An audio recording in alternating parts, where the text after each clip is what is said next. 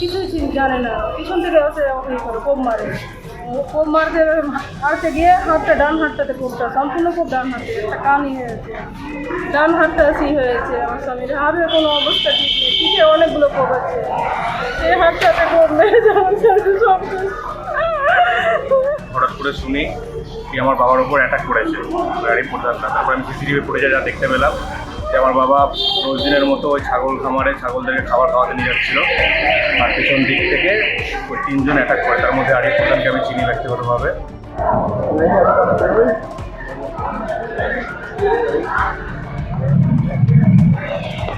বড় অসুবিধা ঘটনা কি হয়েছে? জোরে বলেন। ঘটনাটা কি হয়েছিল, কালকে আমার স্বামী বললো যে পেঁপের গাছে বীজ দিব আমি, 9টা বাজছিল তখন। আমি বললাম যাও দিয়ে আসো। বীজ দিতে যাওয়ার জন্য একটা আমাদের বাড়ি থেকে 3-4টা বাড়ি পর ওখানে আছে এরা বাড়ি আছে, একটা ওখানে বীজ দিতে যায়।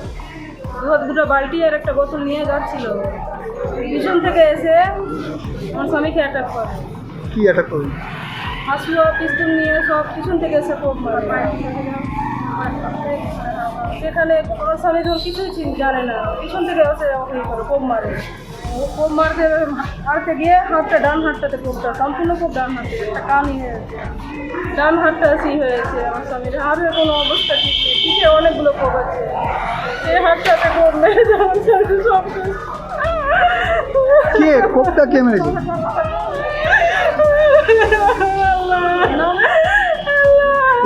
কোপটা কে মেরেছে? আরিফ প্রধান 3 ভাই ছিল, আরিফ, সোহেল, নাসিব আর ইস্তাদের দুটো ছেলে ছিল। যে ইস্তাদের দুটো ছিল শাহিদ আর আমান ছিল, আর জেম ছিল, একটা সাদিকুল বলে নাম ছিল। তারা কোন পার্টির আছে? টিএমসি পার্টি করতো, এনামুলও ছিল স্যার। টিএমসি কে করে? ওরাই সবাই সবাই টিএমসি করে। ও 5 বছর প্রধান ছিল আগে টিএমসি। হ্যাঁ, টিএমসি প্রধান ছিল, এখন আর প্রধান নেই। আবার যে গঠন করলো। তো এই ঘটনাটা ঘটেছে কোথায়? ঘটেছে মসজিদের পিছন পার্শ্বে।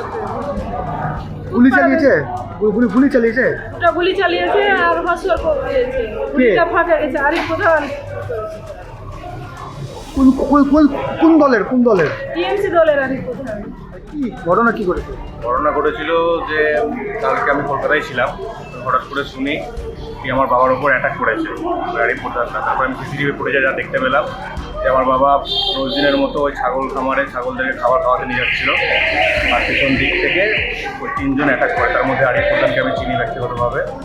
ওই হাতে বন্দুক নিয়ে অ্যাটাক করেছে, আর তার সামনে ছেলেটা সাফিকুল, সে প্রথমে হাউজানির আঘাত করে। কোন দলের? টিএমসির এক্স প্রধান ছিল 5 বছর, আর এখন যে আবার ভোট গঠন করছে ইলিগালভাবে, সেখানেও সে জড়িত আছে। Main country Arif Ali. মানে তৃণমূল দলেরই? হ্যাঁ, তৃণমূল দলের। কেন এই ঘটনা ঘটেছে? কেন ঘটনাটা সূত্রপাত হয়েছিল মেনলি ওই 31 জুলাই। আমার একটা কাকু আছে তৌফিক শেখ বলে, তো সে অ্যাজ ইউজুয়াল মানে 15 দিনের মতোই ওই আরিফ প্রধানের বাড়ি একটা ছেলে ছোটোবেলা থেকে থাকে, তো ওকে যা দাদা পোড়ার সম্পর্কে চাকর বলে, মানে ছোটো থেকে একই যা করে, তো একই করে সম্বোধন করেছিল চাকর বলে। তো রিটার্নে ছেলেটা অনেক কিস্তি খামারি মারে, আমার কাকু কিছু বলেননি, কি ঠিক আছে কোনো ব্যাপার না। তারপর কি হয় যে ও আরিফ প্রধানের দলবলকে সবাইকে ডেকে নিয়ে আসে। আরিফ প্রধান ওই অ্যাজ ইউজুয়াল প্রত্যেক দিনের মতো মানে সব জায়গায় ওই সেদিন বলে না, মদ্যপ অবস্থায় থাকে, অশ্লীল ভাষায় কথাবার্তা বলে। সেদিনও আরিফ প্রধান সেখানে এসে আমার কাকুকে মারধর যখন মারধর করা হয় তখনও আমার চাচাতো ভাইগুলো মারধরটা ছোটায়, মারপিটটা এখানে নিজেদের মধ্যে যেহেতু একটা পুরোনো সম্পর্ক ছিল, কিন্তু তারপরও যেহেতু মদ্যপ অবস্থায় ছিল, প্রচণ্ড কিস্তি খামারি সবাইকে মারার পর একটা হাতাবাতি হয়, মানে ধাক্কাধাক্কি হয়েছিল। সেখান থেকে আমরা পুলিশ কেস করেছিলাম। এই ঘটনাটা কবে হয়েছে? এটা 31 জুলাই। না, এই যে আজকে যে এই যে আজকে অ্যাডমিট আছে, এটা কালকে রাতে হয়েছে ঘটনা। কোথায় হয়েছে? কালকে আমাদের বাড়ির ওই সাইডে। কোন জায়গা? যোগীমোড় তুতপাড়া। পুরো অঞ্চলের নাম? আমাদের সুজাপুর গ্রাম পঞ্চায়েত, যোগীমোড় তুতপাড়া। যে আহত হয়েছে তার নাম কি? বয়স কত? তার নাম হচ্ছে ইসরাফিল শেখ, বয়স 48। কী করেন? ব্যবস্থা করেন কিসের? মাছের খাবারে।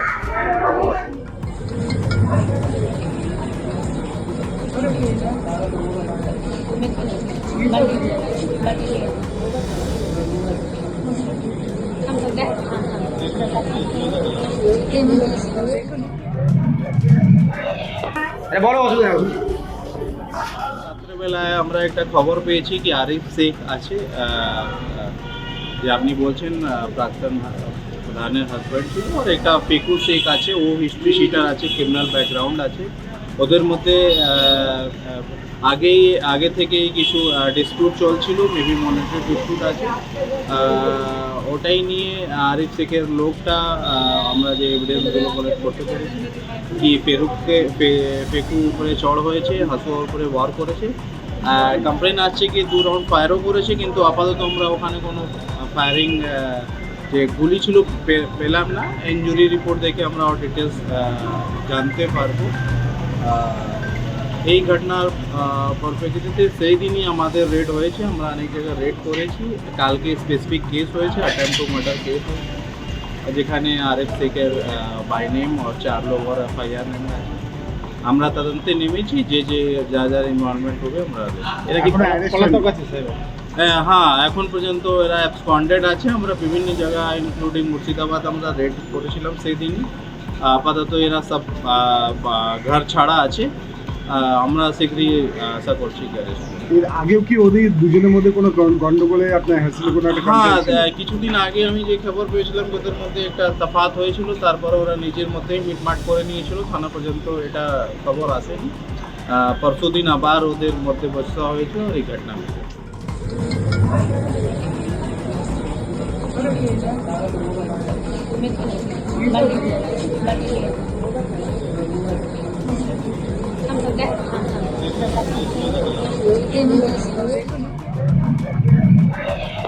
বলো অসুবিধা হবে।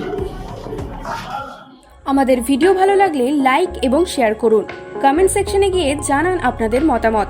আরও ভিডিও পেতে আমাদের চ্যানেল সাবস্ক্রাইব করুন এবং প্রতি মুহূর্তে খবরের আপডেট পেতে প্রেস করুন বেল আইকন।